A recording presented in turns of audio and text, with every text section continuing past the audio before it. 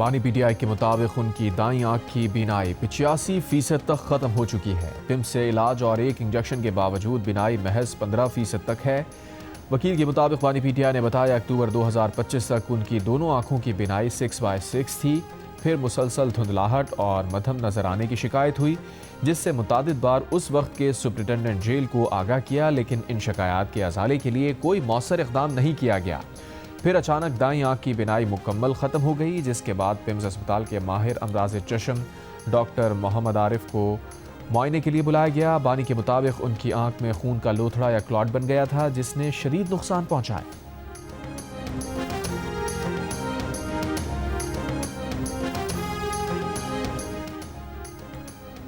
بانی P T I کو jail میں دستیاب سہولتوں پر عدالتی معاون۔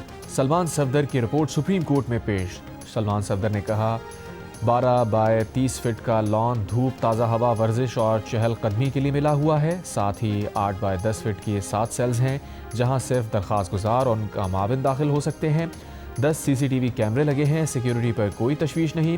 ورزش کے لیے ایکسرسائز بائک، 9 کلو کے 2 ڈمبل اور دیگر آلات ہیں۔ 1:15 بجے غسل کے بعد چہل قدمی، پھر 3:30 بجے لنچ کیا جاتا ہے۔ ناشتے میں 1 کپ کافی، دلیا اور کھجوریں، جبکہ لنچ کے لیے ہفتے میں 2 دن گوشت، 2 دن مرغی اور 2 دن دالیں۔ چاٹ یا اسنیکس کے آپشنز ہیں۔ لنچ کا خرچہ درخواست گزار کا خاندان اٹھاتا ہے۔ سیل کے کچن میں کھانا پکانے کا سامان مرتبانوں اور بند ڈبوں میں ہے۔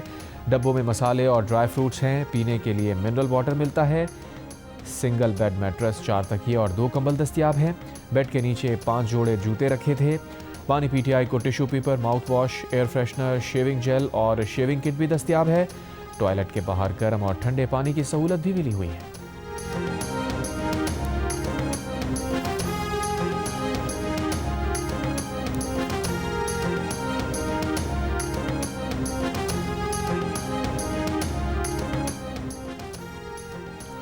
سپریم کورٹ کی 16 فروری سے پہلے بانی پی ٹی آئی کی آنکھ کا معائنہ کرانے اور ڈاکٹرز کی ٹیم تشکیل دینے کی ہدایت۔ عدالت کا بانی پی ٹی آئی کو ان کے بچوں قاسم اور سلیمان سے ٹیلی فونک رابطوں کی سہولت دینے کا بھی حکم۔ سپریم کورٹ میں بانی پی ٹی آئی سے متعلق وکیل کی رپورٹ پڑھ کر سنائی گئی۔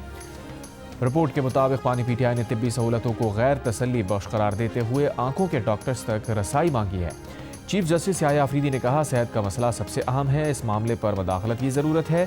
حکومت کا موقف جاننا چاہتے ہیں۔ اٹارنی جنرل منصور عثمان عوان نے کہا ہم آنکھوں کے ماہر ڈاکٹرز تک رسائی دینے کے لیے تیار ہیں، اگر قیدی مطمئن نہیں تو ریاست اقدامات کرے گی۔ چیف جسٹس نے کہا یہ نہیں کہیں گے کہ بانی کو دیگر قیدیوں کے مقابلے میں نمایاں سہولتیں دی جائیں، سب کے ساتھ یکساں سلوک ہونا چاہیے۔ ہم حکومت پر اعتماد کر رہے ہیں، اوریجنل کیس میں سماعت کا آرڈر ریزرو کر رہے ہیں۔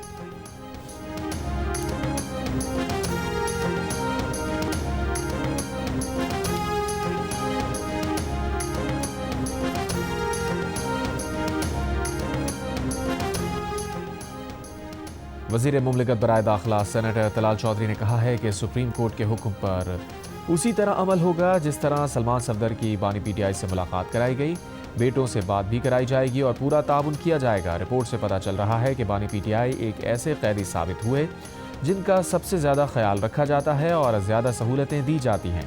آنکھ کی بینائی کتنی ہے اور اس کا فیصلہ نہ بانی پی ٹی آئی خود کر سکتے ہیں نہ ان کا وکیل کر سکتا ہے، بلکہ یہ ڈاکٹرز نے کرنا ہے۔ جیو نیوز کے پروگرام آج شاہزیب خانزادہ کے ساتھ میں بات کرتے ہوئے طلال چودھری نے مزید کہا ہمارا انتقام لینے پر کوئی دھیان نہیں ہے، کسی ڈاکٹر کو کیا ضرورت ہے کہ وہ جان بوجھ کر بانی پی ٹی آئی کے علاج میں تاخیر کرے۔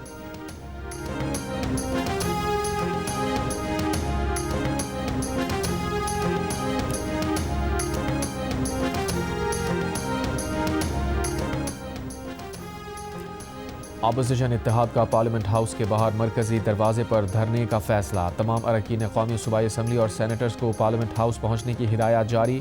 اپوزیشن اتحاد کے اجلاس کے بعد قائد حزب اختلاف محمود خان اچکزئی کا کہنا ہے کہ آج سے پارلیمنٹ ہاؤس کے باہر پرامن احتجاجی دھرنا ہوگا، مطالبات دھرنے میں سامنے رکھیں گے، مطالبات تسلیم ہونے تک دھرنا جاری رہے گا، مطالبات تسلیم نہ کرنے پر کچھ غلط ہوا تو ذمہ دار حکومت ہوگی۔ اجلاس میں مولانا فضل الرحمان بھی شریک ہوئے۔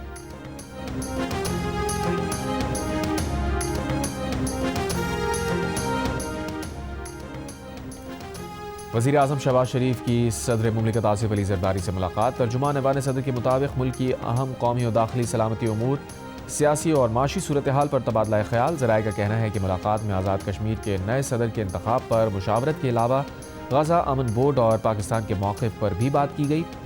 دونوں رہنماؤں کا پیپلز پارٹی اور نون لیگ کی ورکنگ ریلیشن شپ بہتر بنانے اور مشاورتی عمل جاری رکھنے پر اتفاق۔ ملاقات میں دونوں جماعتوں کے مرکزی رہنما بھی موجود تھے۔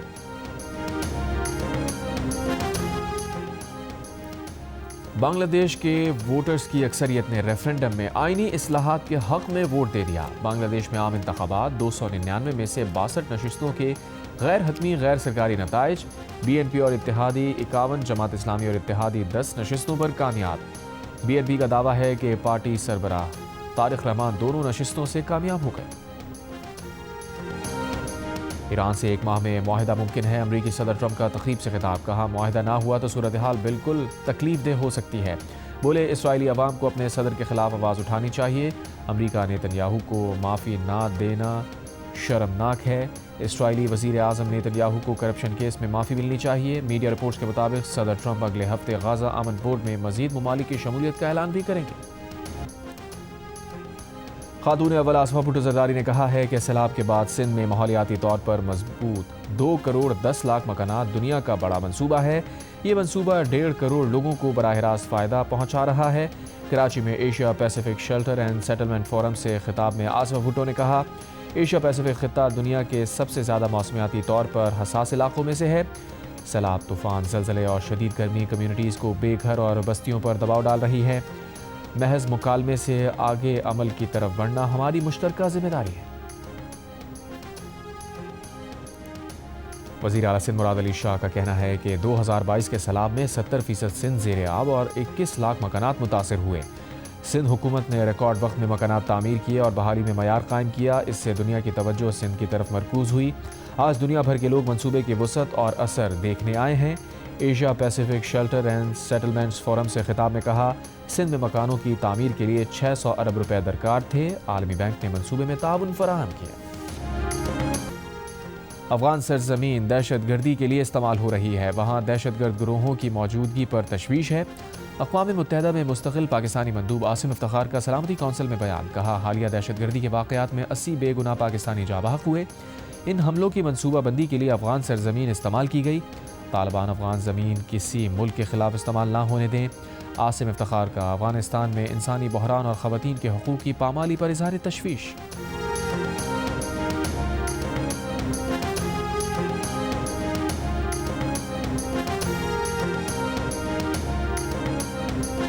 پاکستان کا دوسرا مقامی سیٹلائٹ EO2 کامیابی سے چین کے یانگ جیانگ سی شور سینٹر سے لانچ کر دیا گیا۔ سپارکو کے مطابق سیٹلائٹ زمین کے مشاہدے اور امیجنگ صلاحیت بڑھائے گا، آفات کے انتظام اور اسٹریٹجک منصوبہ بندی میں معاون ثابت ہوگا۔ کوئٹہ میں آج بسنت کا تہوار منایا جائے گا۔ پولیس کا کہنا ہے شہری بسنت کو محفوظ اور پرامن انداز میں منائیں، ہوائی فائرنگ سے مکمل اجتناب کیا جائے۔ اور T20 ورلڈ کپ کا سب سے بڑا مقابلہ پاک بھارت ٹاکرا کولمبو کے آر پریماداسا اسٹیڈیم میں اتوار کو ہوگا۔ میچ کی تیاریاں جاری، اسٹیڈیم میں تزئین و آرائش اور پچ کی تیاری کا کام آخری مرحلے میں داخل۔ پاکستان ٹیم 2 دن وقفے کے بعد کل سے بھرپور ٹریننگ کرے گی۔ مقامی محکمہ موسمیات کے مطابق کولمبو میں 2 سے 3 دن کبھی ہلکی اور کبھی تیز بارش کا امکان ہے۔